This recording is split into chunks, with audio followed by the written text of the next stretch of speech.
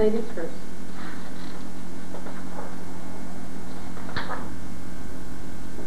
Doris Cranston. Orvis Cranston. I'm Kathy Cranston, Percy. We're going to interview here. You guys want to just talk, or do you want to answer these questions, some other questions? You want me to start asking some questions? Or? Okay. Okay. Okay, Mom, where were you born? Portland, Oregon. When? June 26, 1923. Dad? I was born here in South Dakota, May 25th, 1923. Mom, do you remember anything about your childhood? Two things. Okay, who was your best friend when you were growing up? Shirley. Baseball. When did you meet her? We started school together. We lived in the same neighborhood. I think we moved there when I was about a year and a half old. What were your parents' names? William Dow and Amy Dow. What was Grandma Dow's maiden name?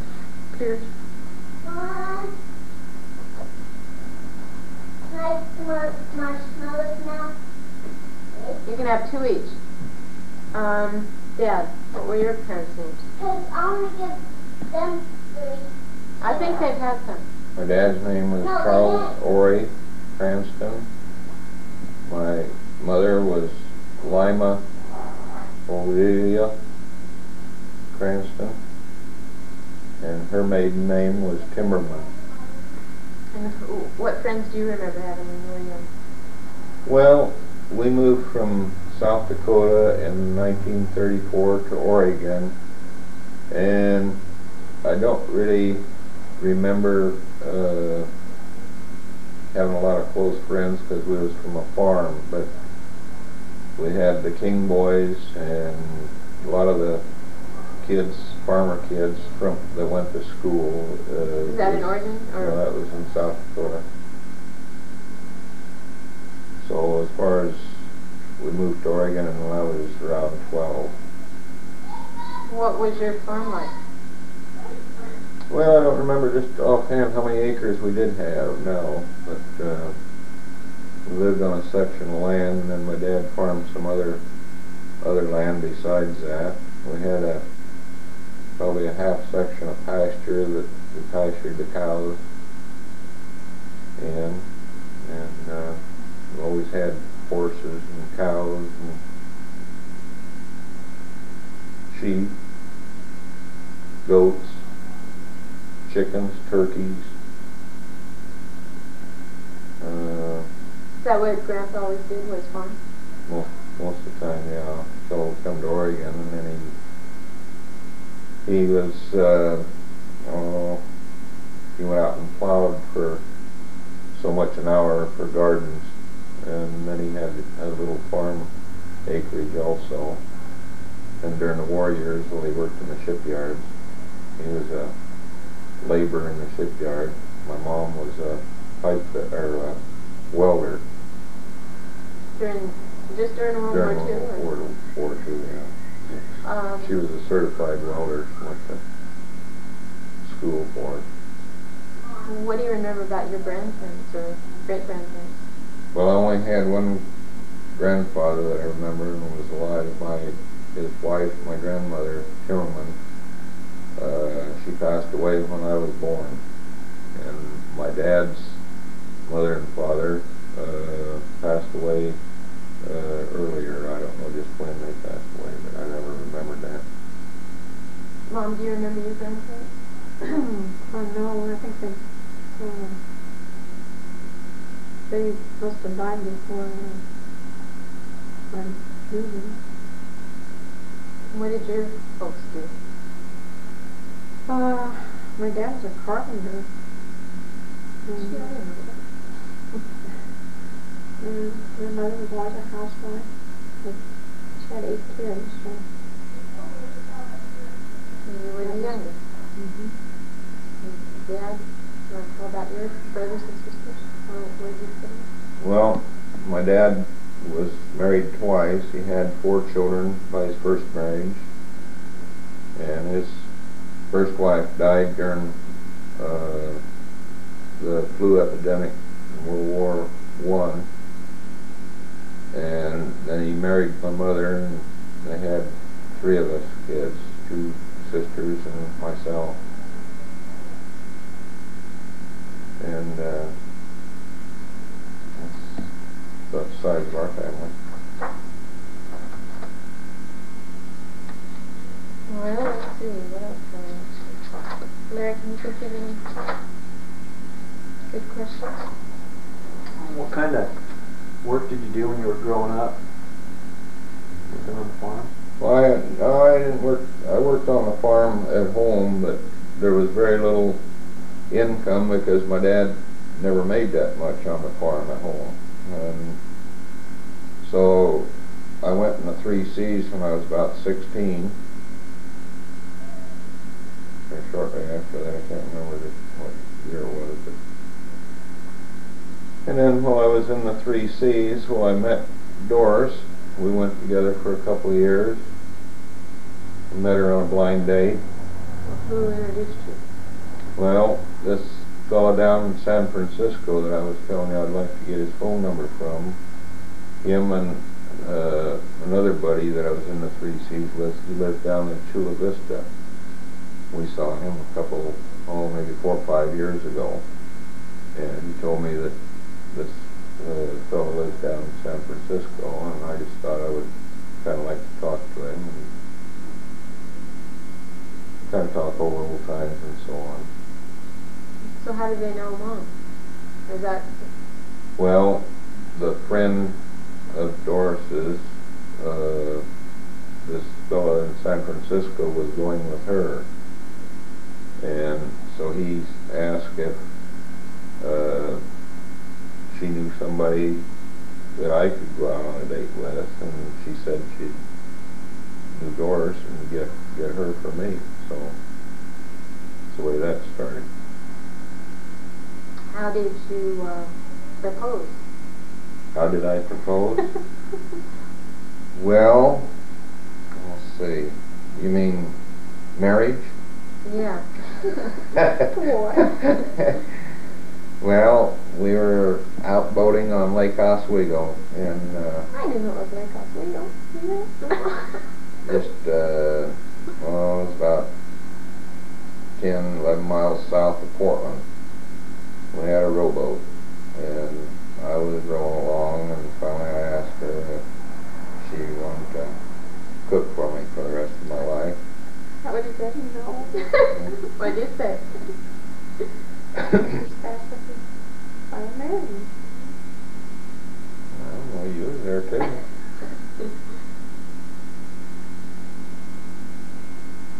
So anyway, when she said yes, You wouldn't take her back to shore unless she said no, yes? well, yeah, I guess. But anyway, when she said yes, I turned the oars into a speedboat, and we hit shore.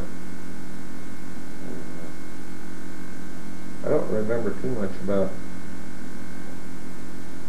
getting to shore. What the van to do to get to Oh, I shore? don't know. So what did you do when you got to shore? Yeah, did you run that's what tell I mean. everybody? No, that's what I said. I don't remember too much about what happened after that. Oh, after you got there. I thought you meant before you got there. So how much later was it that you got married then? Well, I don't just remember. We got married July 16th, 1942. I can't just remember how long after it was. I'm sure it was quite a while after. Yeah, because you did talk to my dad, you know. Yeah, but how did you ask her dad for her hand? Well, I don't know. He was out doing something north of the house, and I went outside, and I asked him if I could marry his daughter, and something to that effect, and I said, he said, well, yeah, he guessed.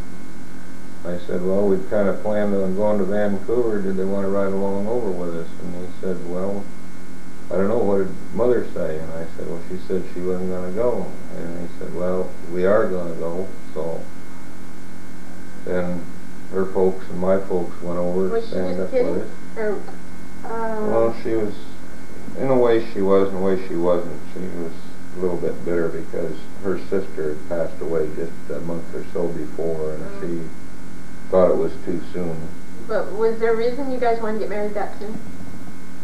Well, we was planning on getting married before July 16th, but we figured when her aunt passed away, we figured, well, we'd give it some time, and we figured that we'd give it enough time after the... Well, I meant, did World War II have anything to do with that? Well... Because you were 19? Yeah. There. Well, I knew that I was going to be going in within 8-10 months from the time we got married, so I knew I was going in the service, so we decided, well, that's the way we'd do it. We'd get married and just hope for the best. It was 45 years ago. Pretty close. It's about time you done a little talking there. Okay. Well, what was life like growing up in Portland? In the city? It was a lot different than growing up in the country. I remember seeing pictures of you on horses. All right, was that... Is that you met Dad that you rode horses in? I think we rented them. I suppose because all my dad's horses were work horses, but we rode them once in a while.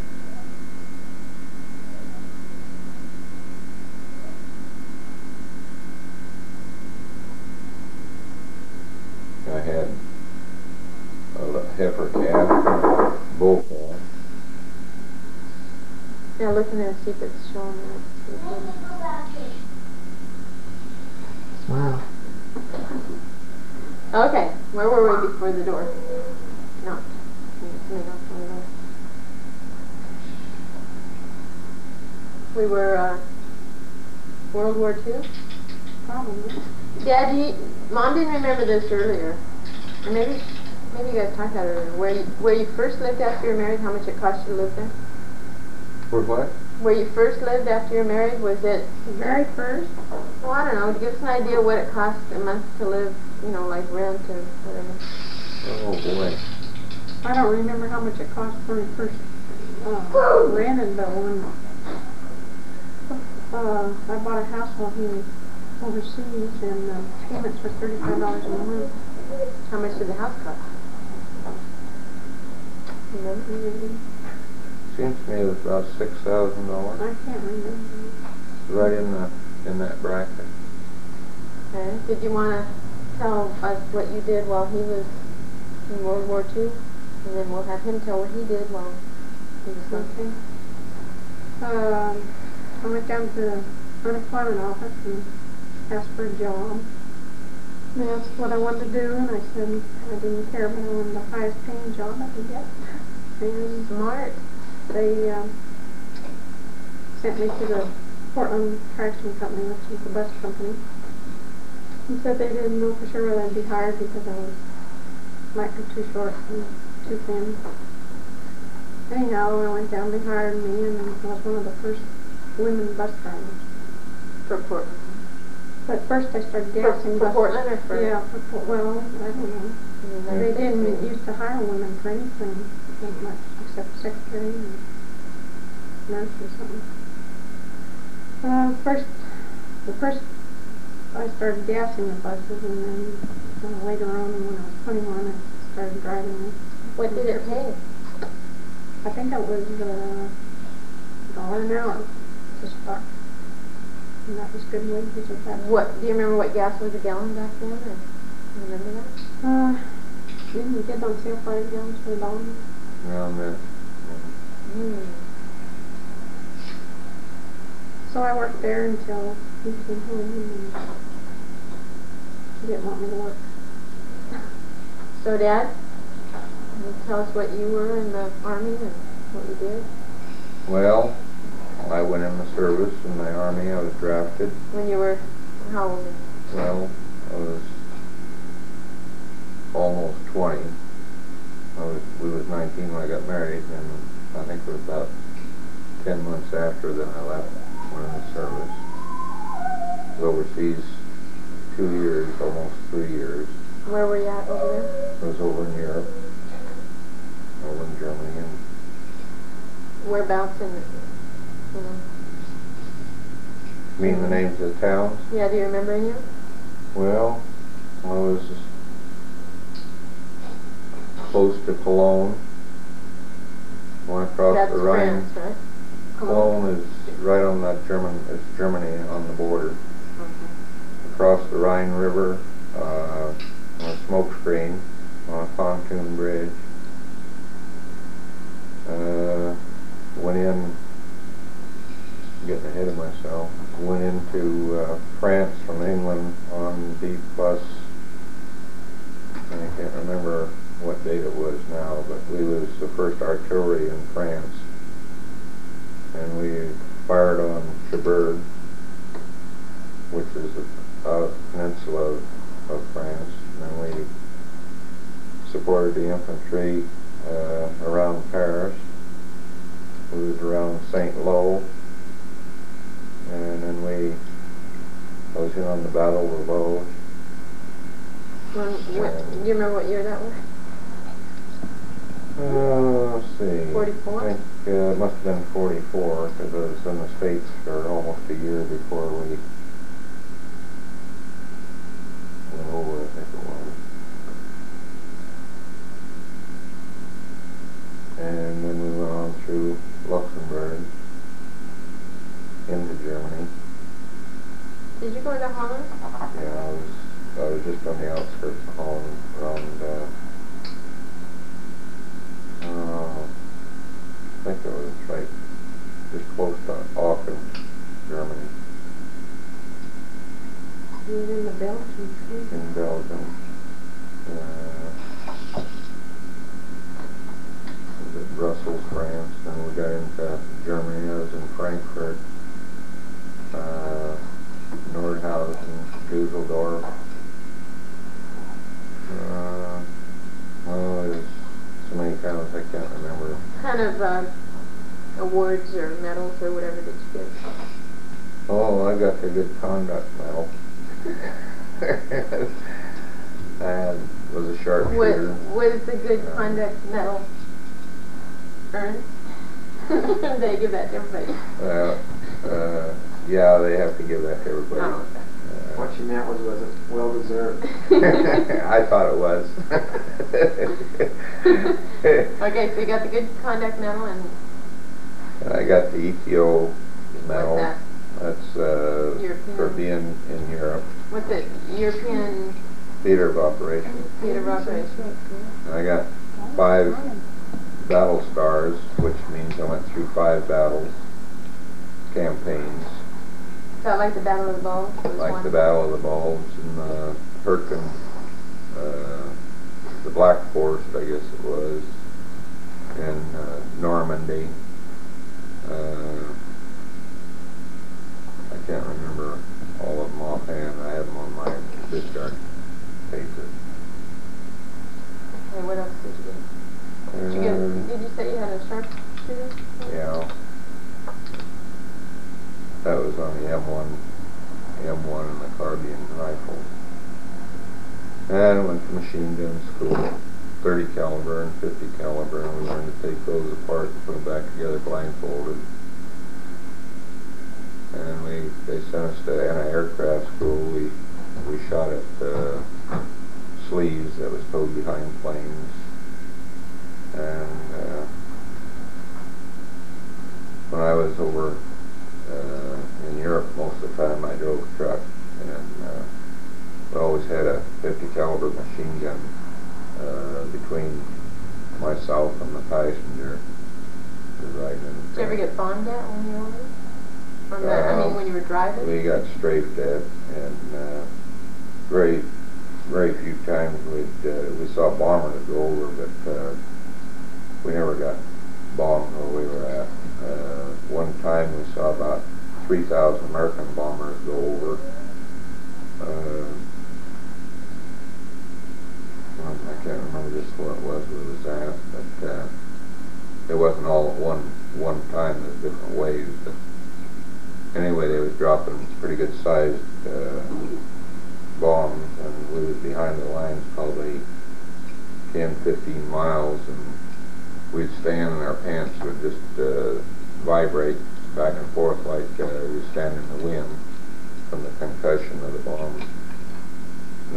Next day afterwards, well, we advanced forward and we had to pick our spots with the trucks to get around the bomb craters that it left. It left holes as big as houses in places.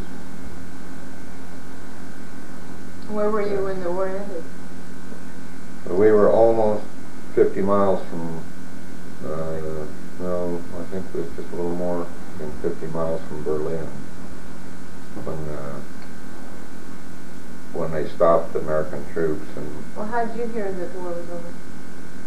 well, they had radios and they had different types of communications, and they let us hear that way. Did you kind of know it was coming, or? Well, we was pretty sure it was getting close because we had been advancing. Sometimes we wouldn't even stop long enough to get a gun emplacement. We'd pull in, and then we'd have to take off again before they'd even set up camp or bivouac area or anything. Because Patton was making his spearheads and was going ahead and was cutting everything off. There was times that they used us kind of like infantry to help pick up the German prisoners as they was surrendering, and then if they had little pockets of them, well, then we had to go in and get them out. Did you see very many people from those countries? Did they act friendly? I mean, they. Well, yeah, when we went through France, well, there was old guys that had beards on that, well, they was fairly old people, and they were so happy that they jump up on the truck and kiss the American soldiers and give them wine and anything that they had but they didn't have much because the Germans had taken so much away from them.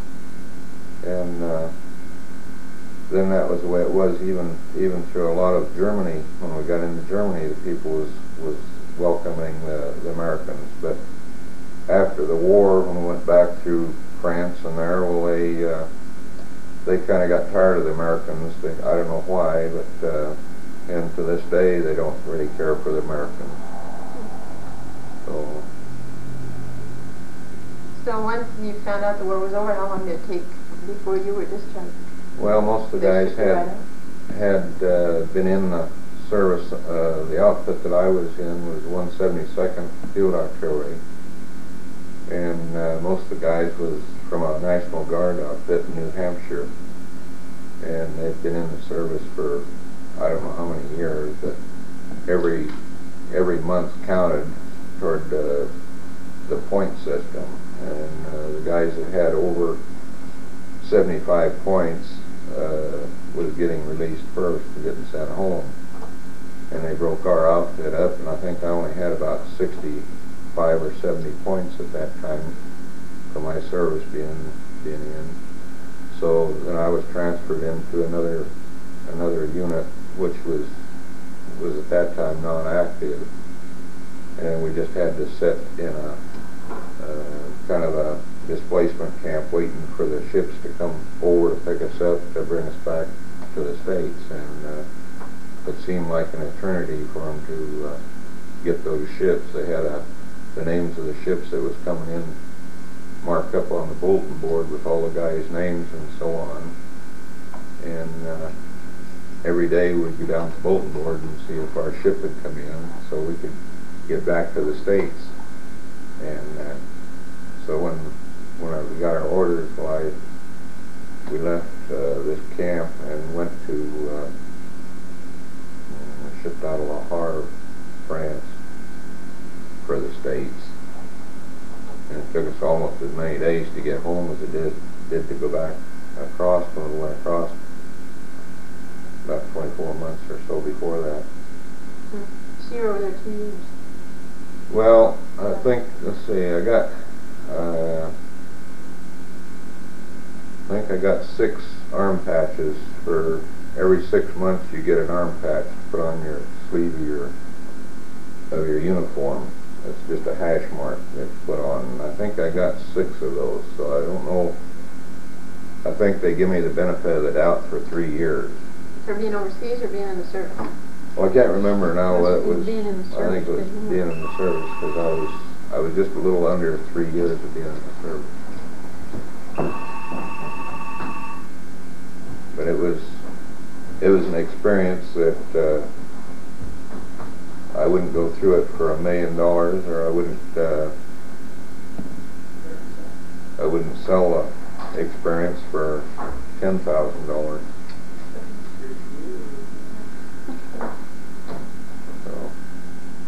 Then we got back to Boston, Massachusetts, and we come in the evening and we could see the lights in the harbor, and it was a great sight to see lights for the first time in all the time we were gone. And the thing they done was took us down to mess hall and give us steaks and milk and stuff like that. The Red Cross was out there and give us donuts and coffee. And then we went to Camp Miles Standish and we got our orders to leave there, and then we went and got on the train and shipped out for Fort Lewis, Washington. It took us a couple days. I think it was 45, 46 of Christmas that I got my discharge. Before? It was just before Christmas, and 46 I think it was. Yeah. 44, I don't think so. Well, I'll tell you, it was 45. Because Don was born in 47. Yeah. So that would have been the following spring. Okay, so then he came home, and what did you guys do? Well, Doris was working at the traction company, and she was waiting for her orders to go out. And What does he mean orders for? Must be on the Prairie Drive. Anyway, must be the extra boy. I rode, I can't remember, I think I thumbed down from Fort Lewis. We got to Vancouver, well, I got a taxi and had him dump me off over there at the bus garage, and went in and told her we was going home. So she went and told her boss, her dispatcher, That was your last day of work, I bet. she was off. So then the next day I went back up, took the car and went back up to get my discharge, which was, I think, was Christmas Day. So that was the best Christmas present I ever had, was getting my discharge. And while we was sitting in, they give us a bunch of literature and speeches and so on. And while we was sitting there, well, we was right next to the X-ray department, and this guy come in and he hollered for this one fella that he was wanted him to go back in the X-ray room. And this fellow that was sitting alongside of me, he says it must have been at one of those K-ration cans he ate that's showing up on his X-rays. So, there was a lot of humor.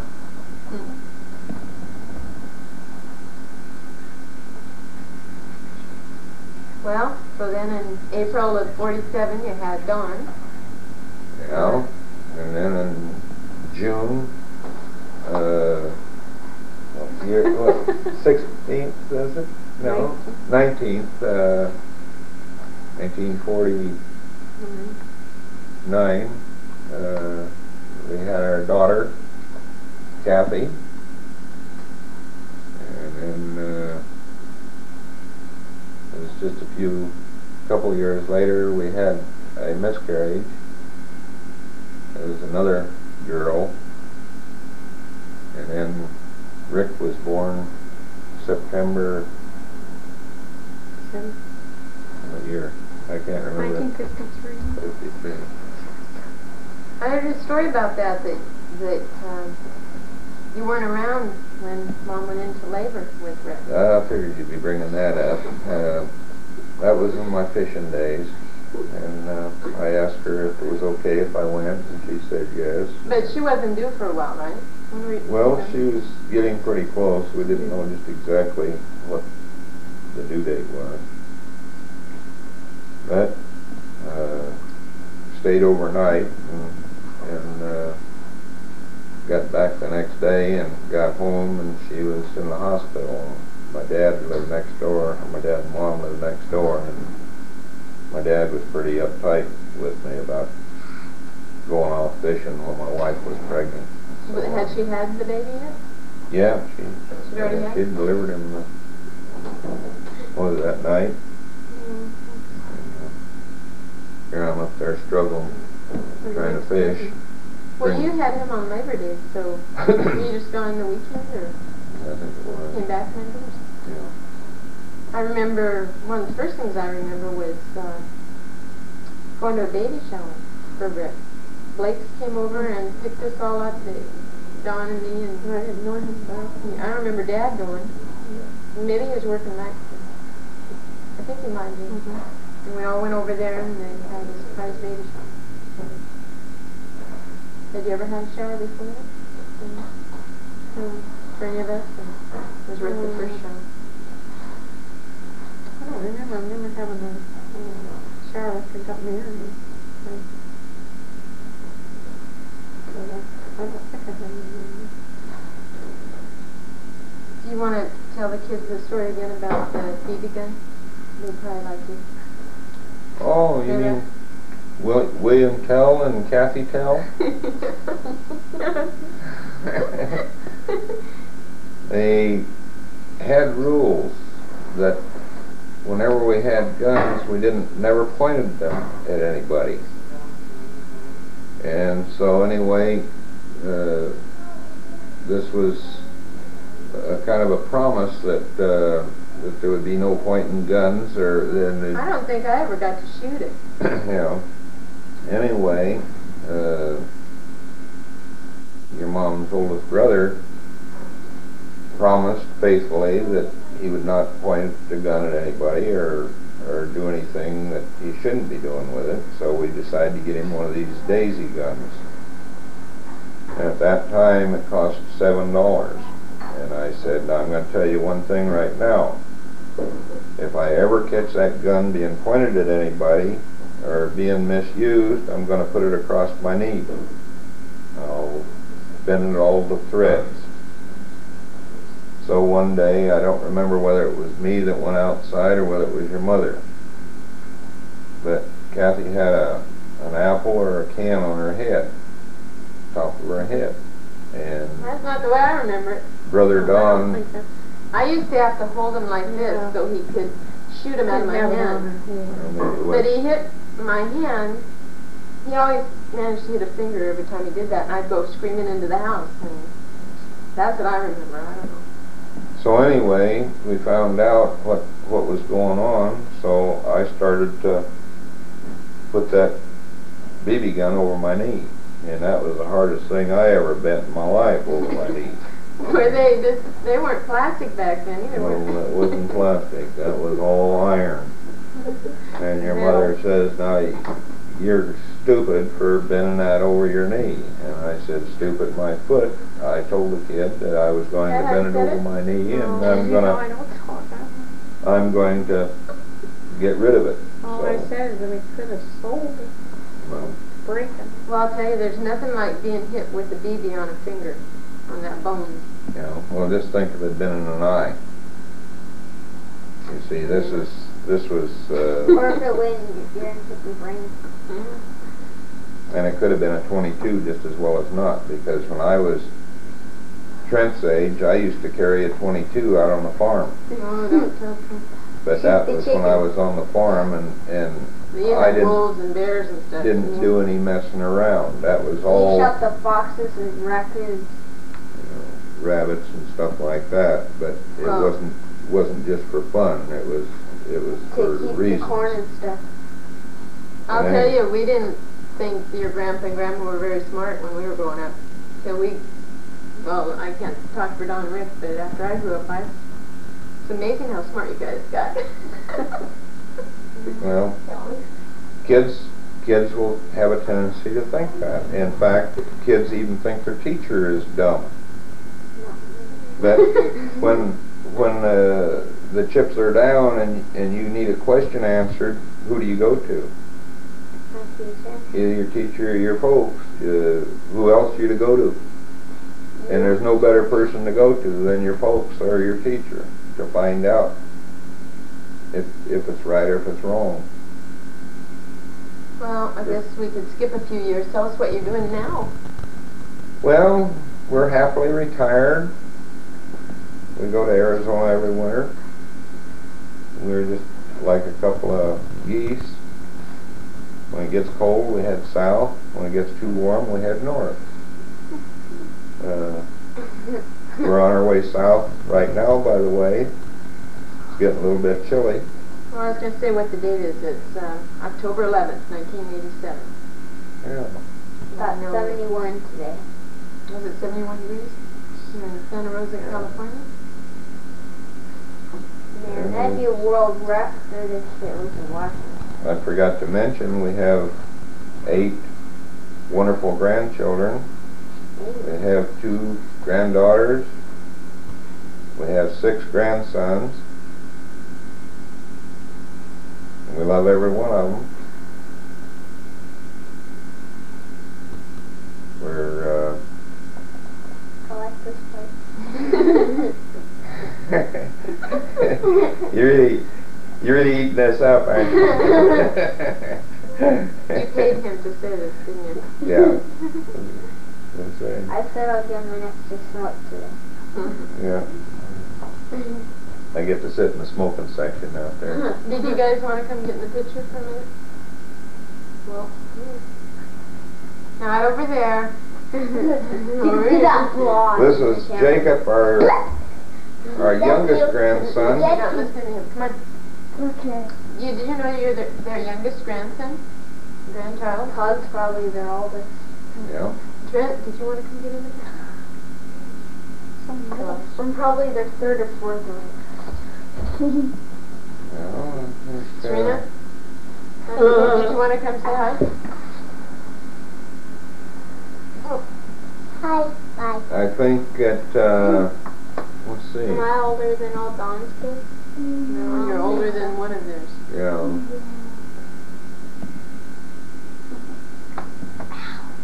Is there anything you want to ask Grandpa and Grandma?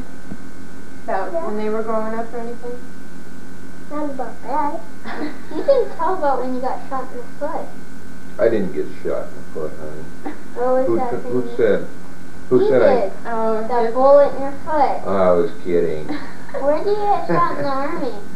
No, I didn't get shot in the arm. nobody could tell you about dropping a jack on his toe. You want to hear that story? A jack? What's that? Change the tires with? Oh yeah, one of those. Did he talk about driving truck? Oh, yeah, he didn't say what your occupations were after you got out of the army. Dad. Well, I had various occupations. Dad. It's gonna run out soon. First, I started out, when I first got home, I worked for a car wash called 15th Street Auto Laundry. And they had a chain that pulled the cars through this deal, and there was about That's how they used to do it, huh? 6 of us in there. You were the ones washing them as they came through? And we washed as high as 100 cars a day when they come in there. And I worked there for a while, and, You know what you got paid? I think it was about 85 cents an hour. And then shortly after that, well, this girlfriend that introduced Doris to me, her husband, he was a serviceman, he was in the engineers, and he was a pressman in the service. And anyway, he was working for this printing outfit in Portland, so he got me in under the GI Bill, so I was learning to be a pressman. And I worked there for 3 or 4 years, and I really didn't care for it. You didn't work for 3 or 4 years. You want to check that table and see if it's still going? And so then I didn't like it, so I started trying to see about Barely, it's gonna run out in work on time. construction, driving truck. So then I finally got on, and I drove truck for You're stuck in time, Okay. quite a few years. In fact, I think it was off and on You had different, your own truck for a while, didn't you? yeah, for a couple of years. I can see you. And I think that just about boils You it said down. 776. I retired as a 777. What time does it get over? crippled up truck driver. That's how you got to go to Arizona for the winter so early. See, you would have still been driving truck, wouldn't you? Yeah, probably would. Anyway, when I retired, that was how many years ago? I was getting probably around $13–14 an hour. And when I first got out of the service, That wasn't 12 months out of the year either. no, it was probably eight months or more, a little more. Mom, you had a couple jobs when I was growing up. What was your favorite? My favorite? Yeah. I only had a couple of them. You worked at the Mostly dry cleaners? Yeah. You was For supposed to be a about couple 6 hours months. off. And then I drove school bus for about 6 or 7 years. You only worked at that place 6 months? Oh, and then you worked at Oregon Worcester. And that was It's really worked there too? Then you worked at the best garage stuff. The best garage too. Grandpa, you know what? I Me didn't and my work for quite a dad, while. We're trying to film something. Can you make? You what? I didn't work for quite a while. I thought she was 12, 11, 12. hi, I'm Jacob. Jacob, you're going to be dead meat if you don't knock it off. Why? This is cool. I see my name. Well, I think that's You're about done. Enough. Yeah, I'll just I'll let it try to go.